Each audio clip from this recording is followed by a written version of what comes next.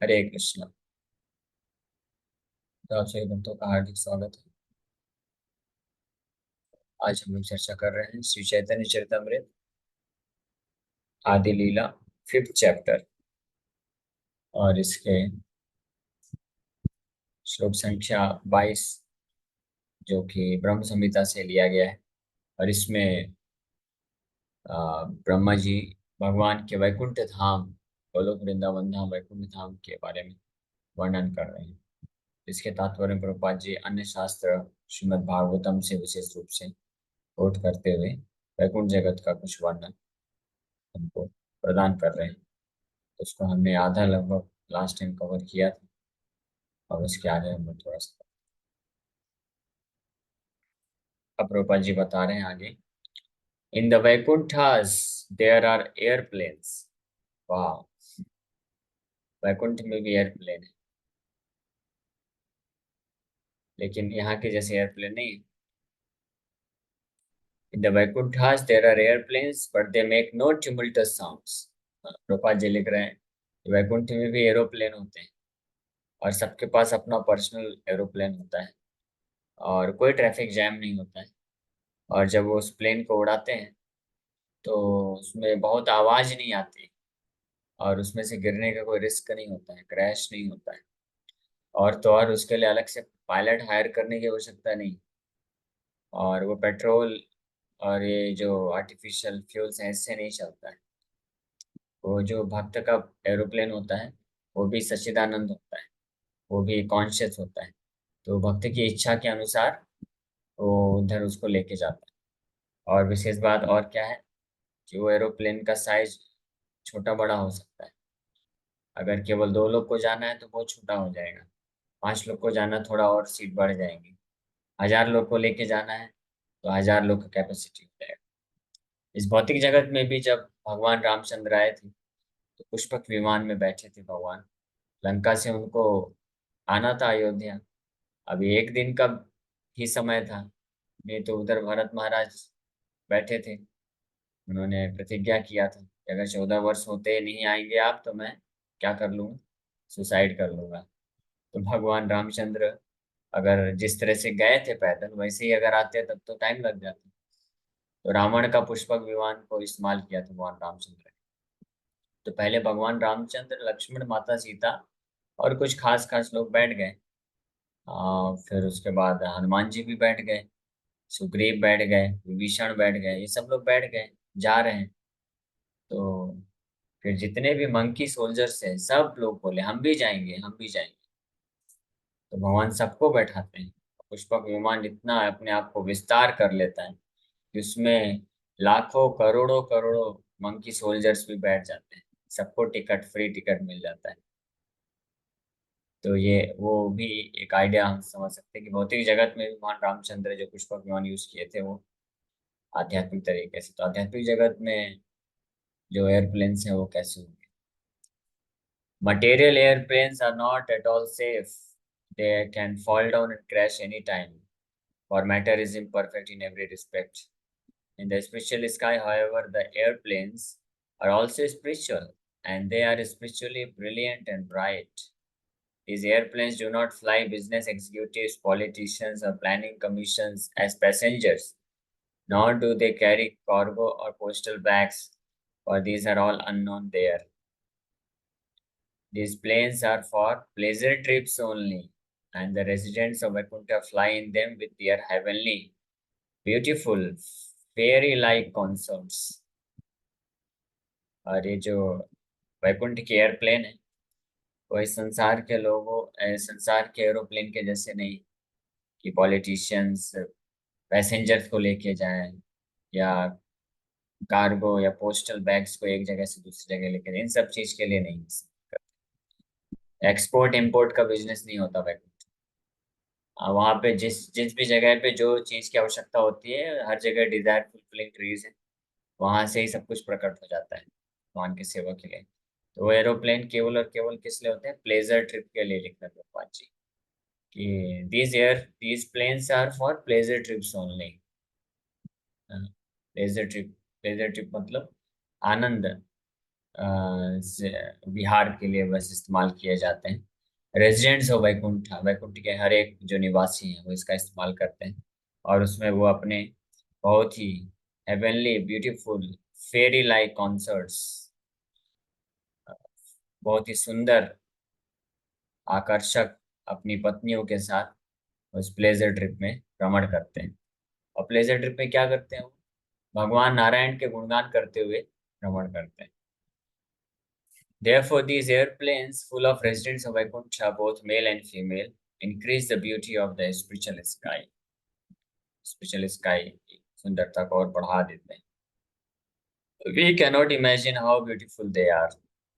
रूपा जी बोल रहे हैं कि वैकुंठ में जो मेल एंड फीमेल है वो कितने सुंदर हैं, हम इसका अंदाजा भी नहीं लगा सकते। स्वर्ग की अप्सराओं से भी ज्यादा सुंदर है। But their beauty may be compared to the clouds in the sky accompanied by silver branches of electric light. The spiritual sky of Vaikuntha Loka is always decorated in this way. इस प्रकार से वैकुंठ जगत का कुछ वर्णन यहाँ पे किया जा रहा है, ताकि हम सब लोग आकर्षित हो जाएं और इस भौतिक जगत की जो बदसूरत स्थिति है, हाँ, जो खराब स्थिति है, दुखमय स्थिति है, इसको त्याग करके वैकुंठ जगत के आध्यात्मिक दिव्य आनंदमय स्थिति को के प्रति आकर्षित होकर के हम उधर जाने की प्लानिंग कर सकें। The full opulence of the internal potency of Godhead is always resplendent in Vaikuntha Loka, where goddesses of fortune are ever increasingly attached to serving the lotus feet of the personality of God. तो वैकुंठ जगत में भगवान की अंतरंगा शक्ति अपने पूर्ण ऐश्वर्य को हमेशा प्रकाशित करते रहते, बिल्कुल विशुद्ध सत्व में। वहां पे कोई रजोगुण तमोगुण नहीं है। कल माता जी परसों पूछ रही थी कि वहां पे लोग सोते नहीं है। क्यों सोएंगे? सोते तो सोना तो उनको पड़ता है जिनका शरीर थक जाता है, वो लोग थकते थोड़ी ना है। वो भौतिक शरीर नहीं, आध्यात्मिक दिव्य शरीर है, और इस ऑलवेज हमेशा जो है पूर्ण ऐश्वर्य से परिपूर्ण होकर के निरंतर जो है भगवान के चरण कमलों के प्रति आसक्त होकर के उनका सेवा करते रहते हैं। इसमें दिव्य आनंद मिलता है। These goddesses of fortune, accompanied by their friends, always create a festive atmosphere of transcendental mirth. Always singing the glories of the Lord, they are not silent even for a moment. यहाँ पे कृपा जी वर्णन कर रहे हैं कि इस प्रकार की वहाँ पे हजारों हजारों लक्ष्मियां हैं जो भगवान नारायण की सेवा करने के लिए तत्पर रहती हैं। वो अपने कई हजारों सखियों के साथ, फ्रेंड्स के साथ हमेशा वहाँ पे फेस्टिव एटमॉस्फेयर, त्योहार का, उत्सव का माहौल बना के रखते हैं। और हर क्षण, एक क्षण के लिए भी वो चुप नहीं रहते हैं, हम भगवान नारायण के गुणगान करते रहते हैं। ये वैकुंठ की बात बताई जा रही है। इसके ऊपर कृष्ण लोक तो उसका तो कुछ वर्णन ही नहीं किया जा सकता है, वो और ज्यादा ऐश्वर्य है वहाँ पे, वैकुंठ से भी ज्यादा जो है गोलोक वृंदावन का ऐश्वर्य है। There are unlimited Vaikuntha planets in the spiritual sky, and the ratio of these planets to the material planets in the material sky is 3:1. तो वैकुंठ में कितने spiritual planets? Unlimited Vaikuntha planets हैं। और ये भौतिक जगत, भौतिक ब्रह्मांड, एक ब्रह्मांड में करोड़ों ग्रह हैं, ऐसे असंख्य ब्रह्मांड हैं। ये पूरा भौतिक ब्रह्मांड केवल 1/4 है पूरी सृष्टि का। इसका 3 गुना है वैकुंठ जगत। Thus, the poor materialist is busy making political adjustments on a planet that is most insignificant in God's creation. Prabhupada ji लिख रहे हैं, द पुअर मटेरियलिस्ट, बेचारे भौतिकवादी लोग इस भौतिक ग्रह में, भौतिक प्लेनेट, भौतिक ब्रह्मांड में बड़े व्यस्त रहते हैं, यहाँ पे पॉलिटिकल एडजस्टमेंट करके। अभी इलेक्शन चल रहा है, इलेक्शन में हर अलग अलग पार्टी वो प्रयास कर रहे हैं कि हमको पद मिल जाए, हम प्रधानमंत्री बन जाए, प्रधानमंत्री बन जाए। लेकिन कितने समय के लिए? 5 साल के लिए बस, और वो भी इस सबसे घटिया भौतिक जगत में, जो कि आध्यात्मिक जगत का केवल एक बहुत छोटा सा तुच्छ पार्ट पार्ट इसलिए प्रभुपाद जी लिख रहे हैं पुअर मटेरियलिस्ट, बेचारे भौतिकवादी जिनके पास ये ज्ञान नहीं, जिनको पता नहीं। ये वैसे ही है जैसे कि कोई बहुत बड़े धनी व्यक्ति का लड़का, जैसे अंबानी का लड़का मान लीजिए, याददाश्त खो जाए और मुंबई के चौराहे पे भटक रहा है भीख मांगते हुए, बड़ा मेहनत करते करते भीख मांग रहा है। तो जो लोग देखेंगे अरे ये तो अंबानी का लड़का है, ये बेचारा ऐसे भीख क्यों मांग रहा है, वो भूल चुका है कि मैं बहुत धनी व्यक्ति का लड़का हूँ। उसी प्रकार से हम वैकुंठ जगत के हैं, नारायण के हम अंश हैं, उनके पार्षद हैं, लेकिन भूल जाने के कारण इस भौतिक जगत में सफर कर रहे हैं, दुख भोग रहे हैं, और यहाँ पे ही एडजस्टमेंट करने में लगे हुए हैं। कोई नेता बन करके जो है पॉलिटिकल एडजस्टमेंट कर रहा है, और कोई नहीं तो फैमिली एडजस्टमेंट कर रहा है। छोटा से घर है तो बड़ा घर बनाना चाहता है, छोटा जॉब है बड़ा जॉब प्राप्त करना चाहता है, छोटी गाड़ी है बड़ी गाड़ी प्राप्त करना चाहता है, साइकिल है बाइक चाहता है, बाइक है कार चाहता है, कार है तो मर्सिडीज चाहता है। तो इस प्रकार से सब एडजस्टमेंट करने में पुअर मटेरियलिस्ट है, बेचारे लोग लगे पड़े हैं कि किसी तरह से हम थोड़ा सा कुछ सुख सुविधा प्राप्त कर लें, क्योंकि कुछ आइडिया नहीं है, पता नहीं है वैकुंठ जगत कैसा है, वैकुंठ में क्या क्या चीजें हैं, वैकुंठ के एयरप्लेन कैसे हैं, वैकुंठ के घर कैसे हैं, वैकुंठ के स्त्रियां कैसी हैं, वैकुंठ के निवासी कैसे हैं, भगवान कैसे हैं, वहाँ का क्या स्वभाव है लोगों का, वहाँ पे दिव्य शरीर है, हर चीज दिव्य है। ये सब ना पता होने के कारण इस संसार में लोग प्रयास करते रहते हैं। इसलिए जो शुद्ध भक्त होते हैं, जो वैकुंठ के बारे में जानते हैं, वो ऐसे लोगों के तरफ देख के हंसते हैं। They laugh at poor materialist, बेचारे भौतिकवादी लोगों के ऊपर हंसते हैं कि कितने मूर्ख हैं, जो इस भौतिक संसार का जो तुच्छ है, भौतिक सुख है, उसके पीछे अपना पूरा जीवन दे रहे हैं। जबकि भगवान वहां पे तैयार बैठे हैं कि आ जाओ मेरे पास आ जाओ, मैं आपको दिव्य आध्यात्मिक सुख प्रदान करना चाहता हूँ। सब सारी सुख सुविधा देने को तैयार है भगवान।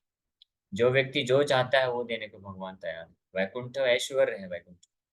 किसी को बहुत ऐश्वर्य चाहिए, बहुत बड़ा बड़ा बंगला चाहिए, गाड़ी चाहिए, गाड़ी क्या, स्पिरिचुअल एयरप्लेन एयरप्लेन देने को तैयार है भगवान। स्पिरिचुअल एयरप्लेन है, हस्बैंड वाइफ है, सनातन रूप से कोई बूढ़ा नहीं होता वहां पे, हमेशा एयरप्लेन में बढ़िया ट्रेवल करते रहो। ऑफ कोर्स वो लोग सेंस ग्रेटिफिकेशन नहीं करते। हस्बैंड वाइफ है वहां पे, और हस्बैंड और वाइफ दोनों बड़े सुंदर दिखते हैं। उसकी कोई तुलना नहीं इस भौतिक जगत में किसी भी व्यक्ति से। स्वर्ग के देवी देवताओं का भी उनसे तुलना नहीं।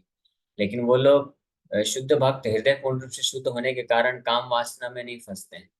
वो दोनों मिल करके भगवान नारायण का गुणगान करते हैं, और अपने स्पिरिचुअल एयरप्लेन में ट्रेवल करते रहते हैं, प्लेजर टिप, यानी वहां पे भी प्लेजर है, मनोरंजन है, आध्यात्मिक रूप से वो सब करते हैं। तो सब कुछ भगवान देने को तैयार है, लेकिन हमको नहीं चाहिए। हमको तो इसी भौतिक जगत में चाहिए, भौतिक जगत में तुच्छ जो छोटा सा कुछ चीज प्राप्त करने के लिए हम उसी में मेहनत करना चाहते हैं, दुख भोगना चाहते हैं। इसलिए हम आकर्षित नहीं होते हैं भगवान की तरफ जाने के लिए। लेकिन जो बुद्धिमान होते हैं, भक्त मतलब बुद्धिमान, और बुद्धिमान मतलब जो भक्त होते हैं, तो वो लोग इस भौतिक जगत में केवल उतना ही प्रयास करते हैं जितने के लिए शरीर चल सके। बाकी उनका प्रयास ज्यादातर होता है उस आध्यात्मिक जगत को प्राप्त करने के लिए होता है। इसलिए devotees are the most intelligent. Spiritual opulence, आध्यात्मिक ऐश्वर्य को प्राप्त करने के लिए वो चेष्टा करते हैं। भौतिक ऐश्वर्य में क्या रखा है, कुछ नहीं रखा। इसलिए बुद्धिमान होते हैं कौन, भगवान के भक्त लोग बड़े बुद्धिमान होते हैं। वो जानते हैं कि क्या यहाँ पे भोग करें, यहाँ पे क्या क्या इंद्रजित किया जा सकता है, यहाँ पे केवल दुख ही दुख है। यहाँ तक कि भक्त लोग तो सबसे बुद्धिमान होते हैं जो डायरेक्ट वैकुंठ की तैयारी करते हैं। लेकिन कम से कम चलो, अ, अगर कोई भक्त नहीं है, वैकुंठ नहीं भी जाना चाहता है, तो अगर उस जिसके पास थोड़ी भी बुद्धि होगी, तो कम से कम ये सोचेगा चलो स्वर्ग की प्राप्ति करते हैं, ब्रह्म लोक सत्य लोक स्वर्ग जाएंगे, ये पृथ्वी में रह करके क्या सुख भोग करेंगे। तो वो सोचते हैं कि पृथ्वी यहाँ पे है क्या सुख, 50 55 60 70 साल का जीवन रहता है, उसमें भी शुरू के 25-30 साल पढ़ाई करते करते, जॉब की तैयारी करते करते निकल जाते हैं। फिर विवाह होता है, उसके बाद 15-20 साल ही कुछ रहता है, उसी में कैरियर बिल्डिंग में ही समय निकल जाता है। फिर बुढ़ापा आ जाता है, बीमारी आ जाती है, इतने प्रकार के दुख होते हैं, कष्ट होते हैं। तो सेंस ग्रेटिफिकेशन भी कहाँ कर पाता है कोई व्यक्ति, भौतिक सुख भी कहाँ भोग पा रहा है।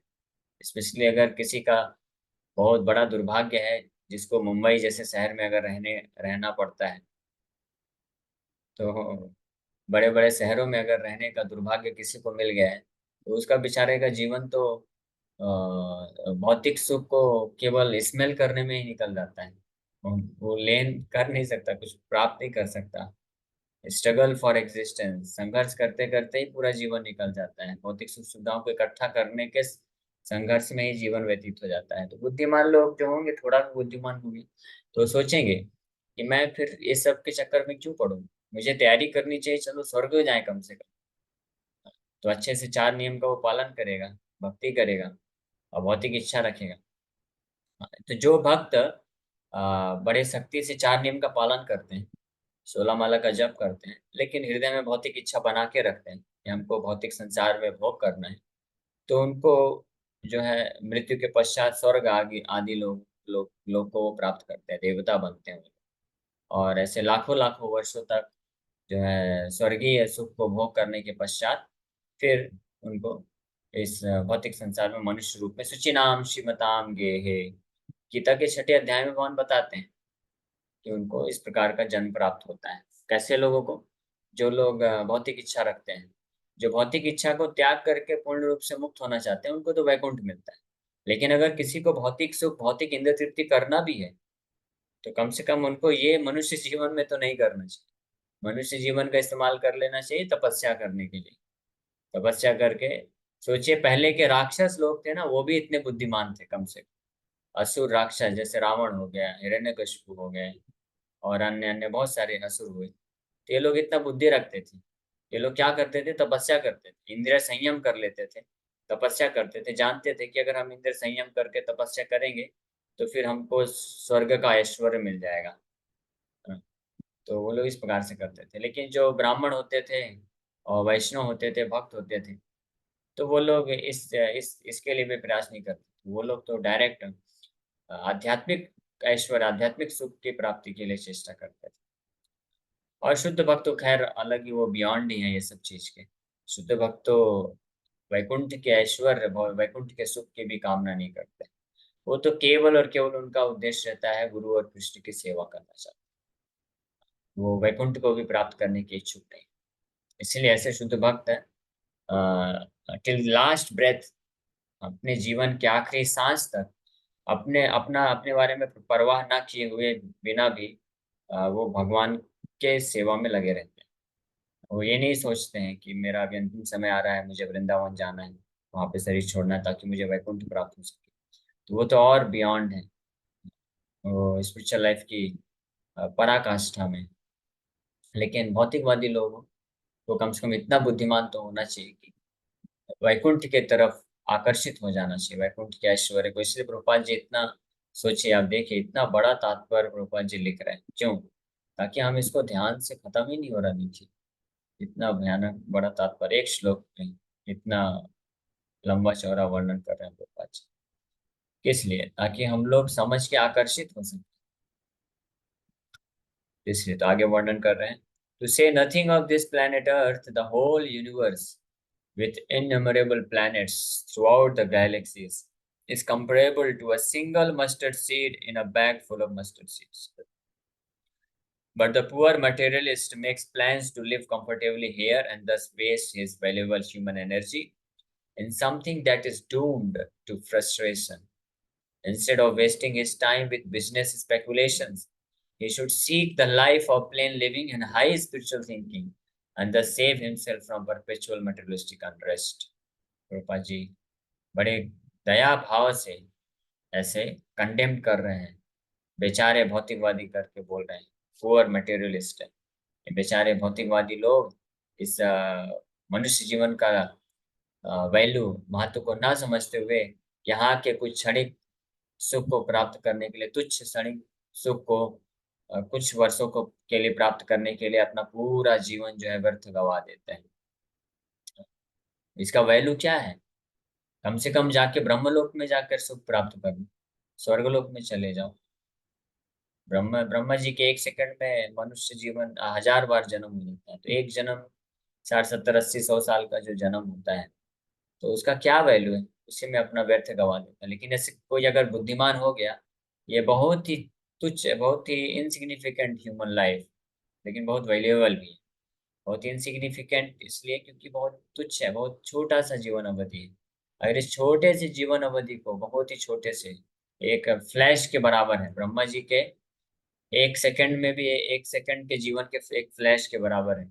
अगर उसको वो इस्तेमाल कर लेता है अच्छे से, दिव्य तपस्या करके भगवान के लिए, आध्यात्मिक जीवन के लिए, तो वो चीज प्राप्त कर सकता है जो ब्रह्मा जी के लिए भी दुर्लभ। सोचिए। लेकिन ऑफ कोर्स सबका ये बुद्धि इतनी आसानी से नहीं खुलता है। माया इतनी powerful, Maya is so powerful, फंसा के रखती है। इसीलिए भगवान, भगवान की ही माया है, लेकिन भगवान भी कभी देखते हैं जब माया की फंक्शनिंग को, तो भगवान भी आश्चर्यचकित हो जाते हैं, अरे वाह क्या माया है, कैसे फंसा के रखती है। ब्रह्मा जी भी आश्चर्यचकित हो जाते हैं। एक बार इंद्रदेव को जब उन्होंने गुरु जी के, अपने गुरु जी बृहस्पति के प्रति अपराध कर दिया, तो उनको श्राप मिला था सुअर बनने का। सुअर बनना पड़ा था उनको पृथ्वी लोक में। तो सुअर बने, तो जब सुअर का उनका श्राप पूरा हो गया, ब्रह्मा जी वेट कर रहे हैं कि आएगा आएगा, अपना पोस्ट संभालेगा। वो आ ही नहीं रहे हैं। तो सुअर के रूप में ही बड़े दिव्य, दिव्य तो नहीं है, बड़े संतुष्टि को महसूस कर रहे हैं, सुख को अनुभव कर रहे हैं, भौतिक सुख, तुच्छ, इनसिग्निफिकेंट। तो ब्रह्मा जी खुद आते हैं, ब्रह्मलोक से आते हैं पृथ्वी में सुअर के पास, और बोलते हैं, अरे भाई क्या कर रहे हो, तुम्हारा श्राप अभी कंप्लीट हो चुका है, चलो, तुम मालूम है तुम इंद्र हो, इधर क्या कर रहे हो, इस शरीर को छोड़ो और उधर इंद्र पद को स्वीकार करो, और स्वर्ग का ईश्वर है तुम्हारे पास। तो वो इंद्र जो है सुअर के रूप में बोलते हैं कि नहीं नहीं नहीं नहीं नहीं, अभी नहीं, अभी नहीं। अभी तो मेरे, देखो मेरी कितनी सुंदर पत्नियां हैं, और मेरे कितने सुंदर सुंदर नन्हे मुन्ने बच्चे हैं, पिगलेट्स। हाँ, अभी ये तो बड़े हो रहे हैं धीरे धीरे, इनको छोड़ के कैसे जा सकता हूँ। मेरा इतना भव्य महल है, महल क्या है, वो गटर है, तो बहुत बड़ा वाला गटर प्राप्त किया था। अभी इंद्र है, इंद्र को शाप मिलेगा, सुअर भी बनेंगे, तो कोई साधारण सुअर तो नहीं बनेंगे, सुअरों के राजा ही बनने वाले हैं। क्योंकि इंद्र है, तो वो सुअरों का राजा बना होगा। बहुत बड़ा उसके पास हवेली था, मतलब बहुत बड़ा वाला गटर उनके अंडर में था। और कई जो उनकी सुअरियाँ थी पत्नी, और बहुत सारे, एक एक सुअरी से उन्होंने बहुत सारे बच्चे प्राप्त किए थे। तो बोले, देखो मेरा कितना बड़ा साम्राज्य है, मैं इसको छोड़ के कैसे जा सकता हूँ। मैं छोड़ के जाऊंगा, यहाँ पे मैं बहुत संतुष्ट हूँ, मेरे को बहुत सुख मिल रहा है। ब्रह्मा जी बहुत प्रयास किए समझाने का, लेकिन वो समझ नहीं पाए। और फाइनली ब्रह्मा जी को क्या करना पड़ा, उनको खुद उनका सिर धड़ से अलग करना पड़ा, उनका वध करके उनको वापस लेके जाते हैं, जबरदस्ती उनका वध करके लेके चले जाते हैं इंद्रलोक में, इंद्र का राज्य दे देते। इसी प्रकार से हर व्यक्ति जो इस संसार में कैसी भी व्यवस्था में होता है, वो बड़ा आसक्त हो जाता है। माया इतनी पावरफुल है, भौतिक तुच्छ सुख से। इसलिए भगवान कृपा करके आते हैं मृत्यु के रूप में, वापस से उसको मृत्यु देते हैं, ताकि उसको जबरदस्ती वहां से आसक्ति से निकालते हैं, ताकि वापस से वो धीरे धीरे मनुष्य जीवन में पहुंचे और फिर भक्ति करने का प्रारंभ करे। अगर मृत्यु नहीं देंगे भगवान, तो माया इतनी पावरफुल है कि लोग तुच्छ सुख को प्राप्त करने के लिए सनातन रूप से यहीं पर रह जाएंगे, भले ही जितना भी दुख मिलता रहे चलेगा। इसलिए मृत्यु जो है भगवान की असीम कृपा है। ये इस कृपा के माध्यम से बार बार नया जन्म मिलता है, तो आशा रहती है कि चलो अब साधु संग करके शायद ये भक्ति में जुड़ जाएगा, भक्ति में जुड़ जाएगा। लेकिन ये बहुत रेयर है, विरले ही कोई इस प्रकार से कर पाता है। इस प्रकार से यहाँ पे ये वर्णन किया जा रहा है। और भी वैकुंठ के बारे में बहुत वर्णन है, लेकिन अनफॉर्चुनेटली हमारे पास समय कम है, लोग ज्यादा समय वैकुंठ के चर्चा में नहीं दे सकते हैं। तो फिर भौतिक चीजें कैसे चलेंगी, भौतिक चीजें भी तो इम्पोर्टेंट है ना। इसलिए हमको यहीं पे विराम करना पड़ेगा। तो आप लोग लेकिन पढ़ सकते हैं। बहुत सुंदर वैकुंठ के बारे में और प्रभुपाद जी वर्णन कर रहे हैं। Hare Krishna, thank you very much.